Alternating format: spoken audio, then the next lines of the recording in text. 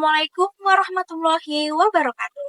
Halo semuanya, perkenalkan saya Ina Maulidina dengan NIM 2405076015 dari Program Studi Pendidikan Bahasa dan Sastra Indonesia kelas A angkatan 2024. Dalam video ini, saya akan menyampaikan tugas dari mata kuliah Sejarah Sastra yang diampu oleh Ibu Dr. Nina Kuina Hadi Putri SS SPD MPD. Pembahasan kali ini adalah sastra Melayu dan pengaruh kolonialisme yang telah disampaikan oleh kelompok 3 pada hari Kamis tanggal 20 Februari 2024. Sejarah Sastra Melayu. Sastra Melayu memiliki warisan kaya yang terbesar di berbagai wilayah. Sejak abad pertama, masyarakat Melayu telah mengembangkan tradisi sastra lisan yang kemudian berkembang menjadi sastra tulis. Istilah Melayu awalnya merujuk pada wilayah Sumatera dan Semenanjung Malaka. Dengan pengaruh budaya Hindu-Buddha, Islam, serta kolonialisme yang membentuk perkembangannya. Selanjutnya, perkembangan sastra Melayu sebelum dan sesudah kolonialisme. Sastra Melayu telah mengalami perjalanan panjang, pencerminan berbagai pengaruh budaya dan agama. Sebelum kolonialisme, sastra Melayu berkembang dalam berbagai fase. Fase yang pertama, pengaruh Hindu-Buddha pada abad ke-7 sampai dengan ke abad 14. Sebelum kedatangan Islam, sastra Melayu dipengaruhi kebudayaan Hindu-Buddha yang masuk melalui jalur perdagangan dengan India. Sastra Melayu pada masa ini masih bersifat lisan dan mulai berkembang dalam bentuk tulisan yang banyak dipengaruhi bahasa Sanskerta. Karya sastra yang berkembang antara lain hikayat dan juga cerita rakyat dengan unsur epik Hindu-Buddha seperti adaptasi Ramayana dan juga Mahabharata. Fase yang kedua adalah pengaruh Islam yang dimulai pada abad ke-14. Masuknya Islam membawa perubahan besar dalam sastra Melayu, baik dari segi isi maupun bentuk. Penggunaan aksara Arab berkembang menjadi tulisan Jawi, menggantikan aksara sebelumnya. Tema karya sastra mulai berisi nilai-nilai Islam seperti ajaran moral dan juga keagamaan.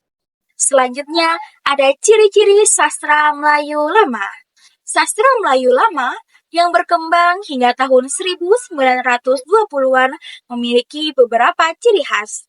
Yang pertama, ada statis, yaitu terikat pada aturan-aturan yang ketat. Lalu yang kedua, ada anonim, yaitu tidak diketahui siapa pengarangnya.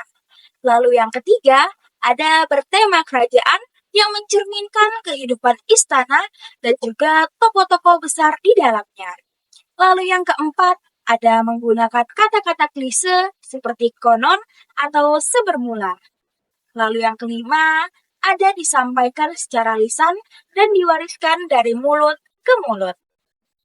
Lalu yang keenam, ada dipengaruhi budaya Melayu dan Arab yang mencerminkan akulturasi budaya.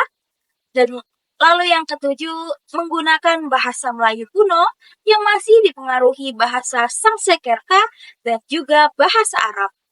Yang kedelapan, ada bersifat didaktif atau menggunakan atau mengandung ajaran moral atau nilai kehidupan.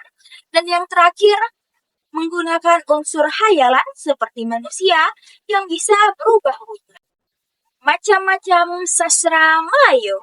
Sastra Melayu memiliki berbagai bentuk, antara lain yang pertama ada gurindam atau puisi dua baris dengan rima yang sama, berisi nasihat dan juga nilai atau moral. Yang kedua ada hikayat, yaitu prosa yang berisi kisah, dongeng, ataupun sejarah.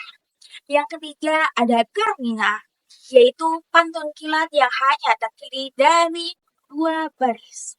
Yang keempat, ada pantun, yaitu puisi lama dengan aturan jumlah baris, suku kata, rima, dan isi yang khas. Yang kelima, ada selonga, yaitu puisi klasik berisi pepatah, sindiran, ataupun ejekan. Yang keenam ada syair, berasal dari bahasa Arab yaitu syu'ur atau perasaan yang berkembang setelah masuknya Islam. Yang ketujuh ada talibun, yaitu pantun dengan jumlah baris lebih panjang sekitar 4, 6, 8, ataupun 10 baris. Perubahan tema dan gaya bahasa dalam sastra Melayu. Kolonialisme membawa perubahan dalam tema dan gaya bahasa sastra Melayu, mencerminkan pergeseran nilai dan identitas. Beberapa tema yang muncul dalam sastra Melayu pada masa kolonialisme ada beberapa. Yang pertama, perjuangan identitas. Karya-karya sastra menggambarkan konflik antara nilai tradisional dan juga pengaruh barat. Yang kedua, kritik sosial. Sastra digunakan sebagai alat untuk mengkritik ketidakadilan sosial yang terjadi akibat kolonialisme. Yang ketiga, ada pendidikan dan kesadaran. Sastra menekankan pentingnya pendidikan dalam membebaskan diri dari penjajahan. Yang keempat, ada romantisme dan nostalgia. Penulis meromantisasi masa lalu sebelum kedatangan kolonial, menggambarkan keindahan budaya dan juga tradisi Melayu. Yang kelima, perubahan sosial. Sastra menggambarkan dampak kolonialisme terhadap struktur sosial, nilai, dan juga hubungan masyarakat. Bentuk pengaruh kolonialisme terhadap sastra Melayu. Kolonialisme membawa dampak besar dalam perkembangan sastra Melayu. Di antaranya, yang pertama perubahan tema dan isi. Karya sastra mulai mengangkat isu perjuangan dan juga nasionalisme. Yang kedua, perkembangan bentuk dan juga genre. Muncul banyak sastra seperti novel dan juga cerpen. Yang ketiga, pengaruh bahasa dan gaya penulisan. Bahasa Melayu mulai menyerap unsur bahasa dari Eropa. Yang keempat, lahirnya sastra perlawanan. Muncul karya yang menyuarakan perlawanan terhadap para penjajah. Lalu yang kelima ada modernisasi sastra Melayu. Sastra berkembang menjadi lebih dinamis dan juga kontekstual. Peran sastra Melayu dalam mempertahankan identitas budaya dan resistensi terhadap kolonialisme. Adat Melayu memainkan peran penting dalam membentuk identitas budaya, terutama melalui sastra yang diwariskan turun-temurun. Sastra Melayu mencerminkan nilai-nilai sosial, norma, bahasa, pakaian tradisional, seni, musik, dan tarian yang membentuk kebanggaan terhadap budaya Melayu. Salah satu wujud pelestarian budaya ini adalah melalui pernikahan adat Melayu yang mengajarkan generasi muda untuk menghargai tradisi nenek moyang. Selain itu, seni dan budaya Melayu termasuk musik dan kerajinan tangan seperti tenunan dan ukiran menjadi bagian tak terpisahkan dari budaya nasional Indonesia. Dalam konteks kolonialisme, sastra Melayu juga berfungsi sebagai alat perlawanan dan penyadaran masyarakat melalui karya sastra. Bangsa Melayu dapat mempertahankan jati diri mereka dan menguatkan semangat nasionalisme di tengah tekanan penjajahan.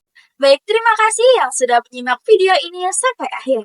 Semoga video ini dapat memberikan wawasan baru tentang bagaimana kolonialisme mempengaruhi perkembangan sastra Melayu serta perannya dalam sejarah kesusastraan Indonesia.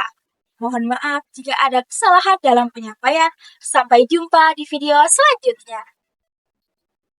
Wassalamualaikum warahmatullahi wabarakatuh.